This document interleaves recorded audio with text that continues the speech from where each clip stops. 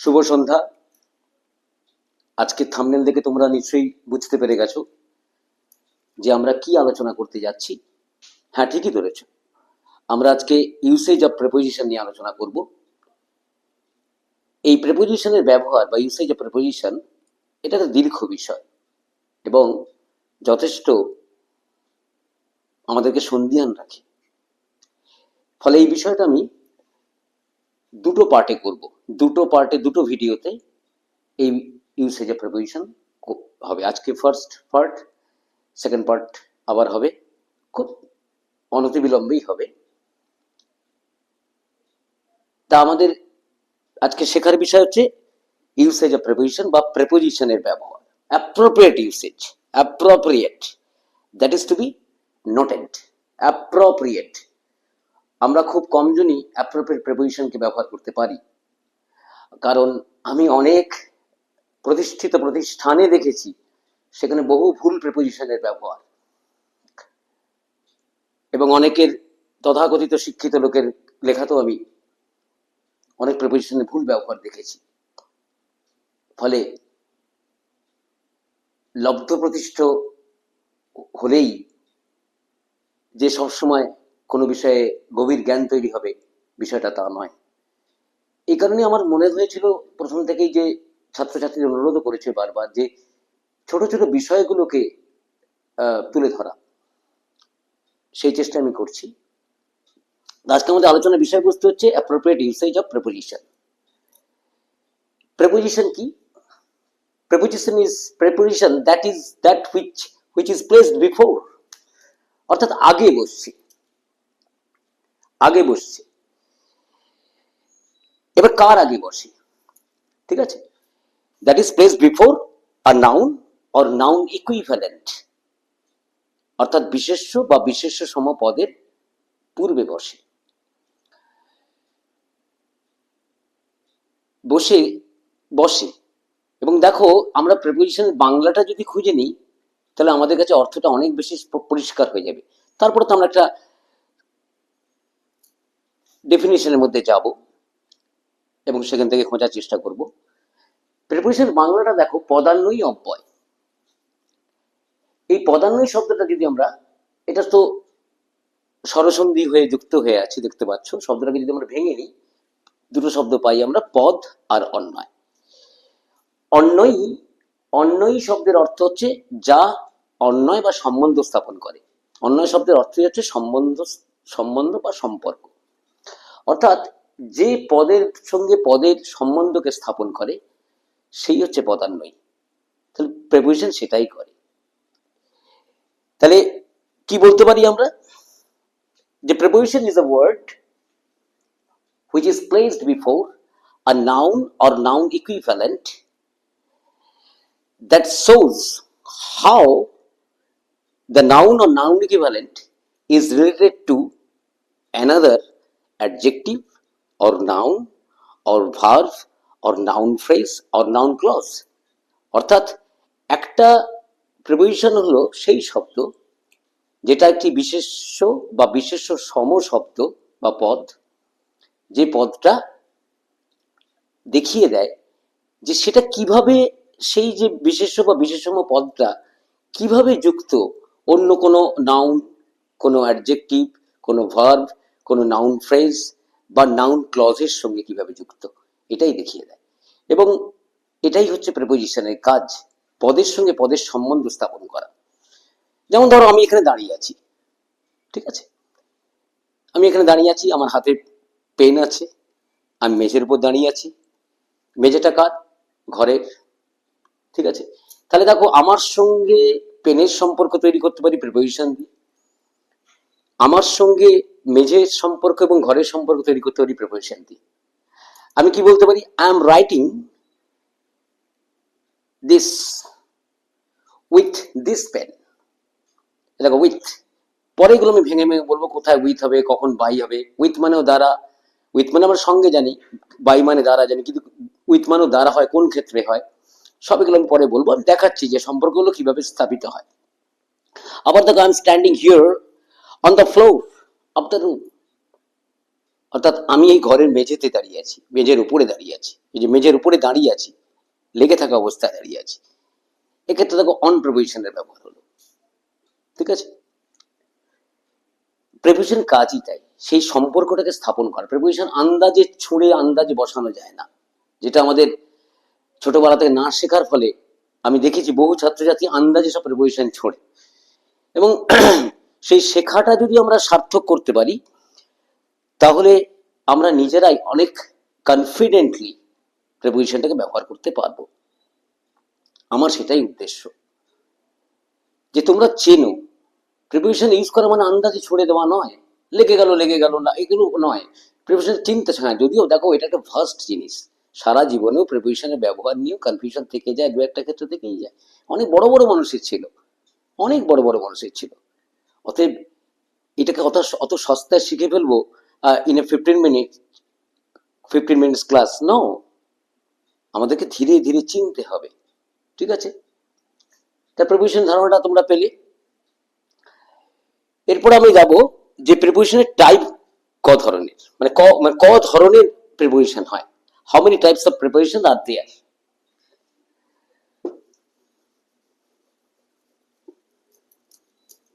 Prepositions are of two types: simple, ima.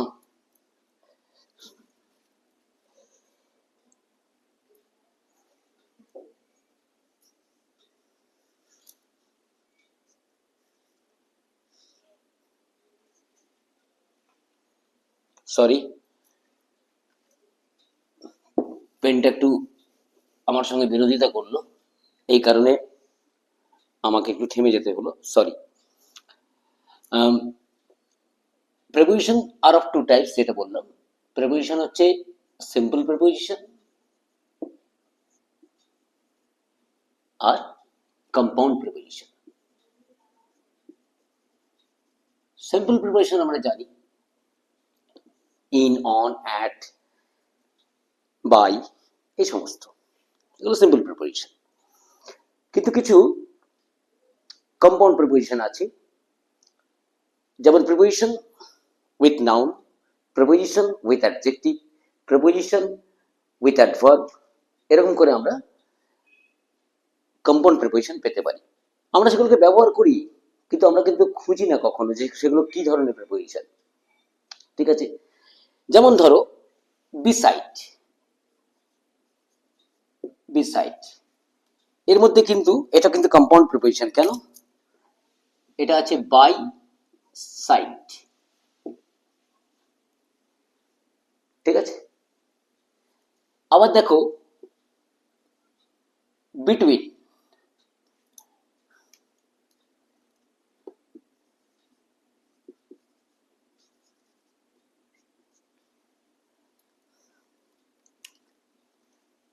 By plus twain, twain মানে দুই আমরা জানি, তাই দেখো বিটুইন দুজনের মধ্যে, এগুলো পরে বলবো, ব্যবহারগুলো বলবো। আমি তোমাদের দেখাচ্ছি যে কম্পাউন্ড প্রিপোজিশন কিভাবে আসে।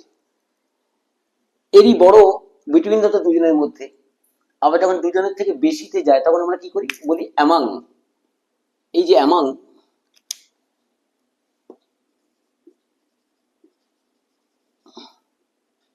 এই অ্যামাং অ্যাকচুয়ালি এটা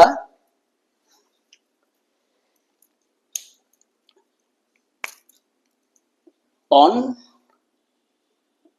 আর একটা ওল্ড ইংলিশের ইউজ ছিল, ওল্ড ইংলিশ, বা যাকে অ্যাংলো সেকশন পিরিয়ডের ইংলিশ বলা হয়। সে ওল্ড ইংলিশে গিমাং, GEMANG, গিমাং, এই দুটো ওয়ার্ড মিলে অ্যামাং তৈরি হলো। এই গিমাং বলতে কি বোঝানো হতো? In a multitude, in a multitude, অনেক সংখ্যায়।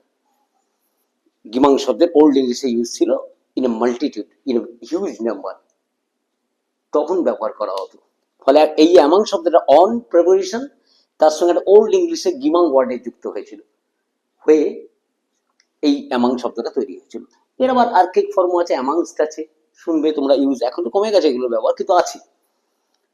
এগুলো, এই ধরনের জিনিসগুলোকে আমরা কম্পাউন্ড প্রিপোজিশন বলবো। ঠিক আছে, এবং এই কম্পাউন্ড প্রিপোজিশন আরো অনেক ধরনের আছে, অনেক আছে।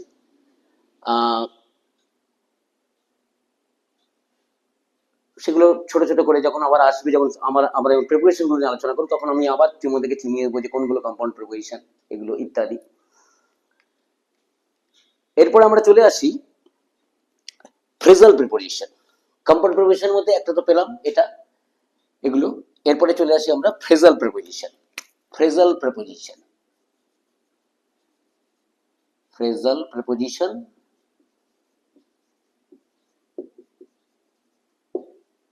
বা এটাকে বলা হয় prepositional phrase. Prepositional phrase, prepositional phrase. এই যে ফ্রেজ বা ফ্রেজাল, ফ্রেজের অ্যাডজেক্টিভ ফর্ম ফ্রেজাল। ফ্রেজ শব্দটা কি এটা তাকে জানা দরকার। ফ্রেজ কি? Phrase is a cluster of words or a group of words having no finite form. A group of words and it doesn't express a complete sense of meaning. এর পূর্ণ অর্থকে প্রকাশ করে না, অনেকগুলো শব্দ জুড়ে যায়। আমরা জানি এগুলো, ছোটবেলায় সব শিখেছি যে একটা শব্দ একটা বাক্য হতে পারে, আবার অনেকগুলো শব্দ জুড়ে গেলে বাক্য নাও হতে পারে, যদি সেটা পূর্ণ অর্থ প্রকাশ করতে অক্ষম হয়, না পারে। তো ফ্রেজ হচ্ছে সেরকম জিনিস। কিন্তু ফ্রেজের কদর আছে।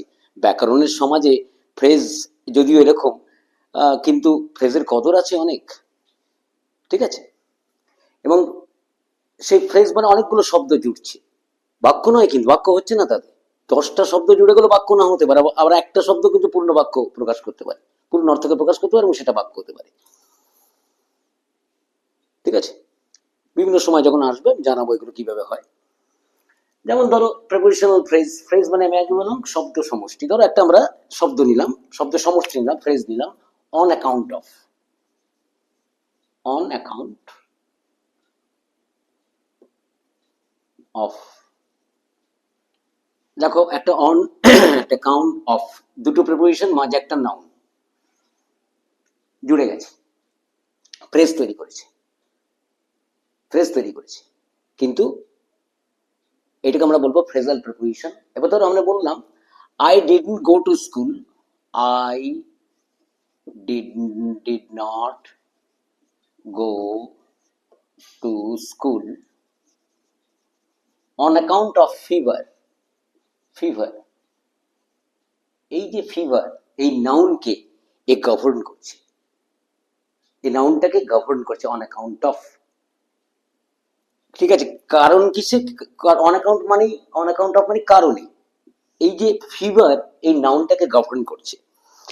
প্রিপোজিশন তাই করে, মানে সে যুক্ত করছে। দেখো ফিভার এই শব্দটার সঙ্গে আমার না যাওয়া এই দুটো বিষয়কে সে যুক্ত করে দিচ্ছে, মাঝে একটা প্রিপোজিশনাল ফ্রেজ যুক্ত করে দিচ্ছে সে, এটাকে আমরা প্রিপোজিশনাল ফ্রেজ বলবো। এরকম আছে অন দ্য এব of, on the verge of, এরকম অনেক প্রিপোজিশনাল ফ্রেজ আছে। প্রিপোজিশনাল ফ্রেজ মানে প্রিপোজিশন থাকবে, তার সঙ্গে হয় নাউন, অ্যাডজেক্টিভ, ভার্ব ইত্যাদি থেকে একটা শব্দ সমষ্টি, একটা ক্লাস্টার অফ ওয়ার্ডসকে তৈরি করবে, যেটা আরেকটা অর্থ বহন করবে। কিন্তু কি মুশকিল যেন ফ্রেজের ব্যাকরণে তেমন কদর অনেক আছে, কিন্তু ব্যক্তিগত সম্মানটা ব্যাটার নেই। কেন?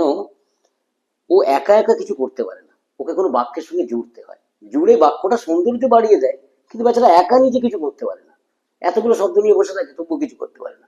ফলে ফ্রেজকে আমার খুব অসহায় লাগে মাঝে মাঝে। অথচ ফ্রেজ আমাদের ভাষা সাহিত্যকে কত সুন্দর করেছে, কিন্তু ফ্রেজ একা বড় কেমন যেন বড় বড় অসহায় বলে মনে হয় আমার। তাহলে প্রিপোজিশনাল ফ্রেজ তোমরা বুঝলে, ঠিক আছে।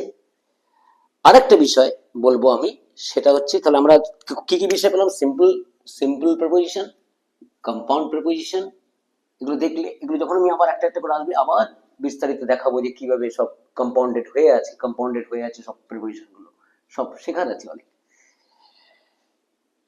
এটা তারপরে শিখলাম ফ্রেজাল প্রিপোজিশন বা প্রিপোজিশনাল ফ্রেজ। আরেকটা শিখবো, সেটা হচ্ছে ডিসগাইজ প্রিপোজিশন।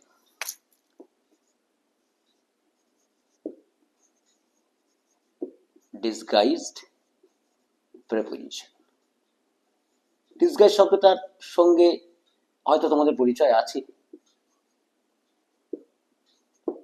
ডিসগাইজ, ডিসগাইজ ছদ্মবেশ।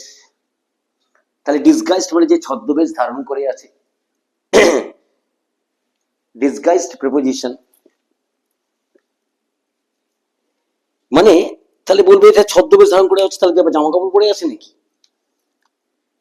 তাহলে কেমন দেখতে থাকে, এটাই আমরা চিনব। ডিসগাইজ প্রিপোজিশনকে আপাতভাবে আমাদের আর্টিকেল বলে মনে হয়। এই লেটার হিসেবে যখন আমরা প্রোনাউন্সিয়েট করছি মনে হয়, আসলে কিন্তু সে নয়। যেমন ধরো আমি একটা কবিতার লাইন দিয়ে মনে স্মরণ করাই। গীতাঞ্জলি গীতাঞ্জলি যেটা লিখে রবীন্দ্রনাথ নোবেল পেয়েছিলেন, সেই গীতাঞ্জলি স্প্রিং অফারিং যেটা, তার 50তম কবিতা যদি পড়ো, সেখানে তুমি ফার্স্ট লাইনে লিখছেন রবীন্দ্রনাথ, আই হ্যাড গান আ বেগিং, আই হ্যাড গান আ বেগিং, আ বেগিং।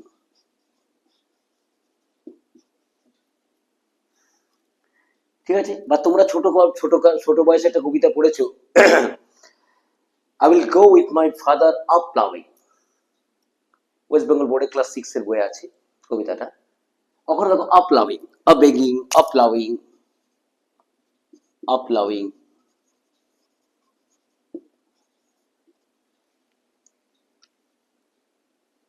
আ হান্টিং।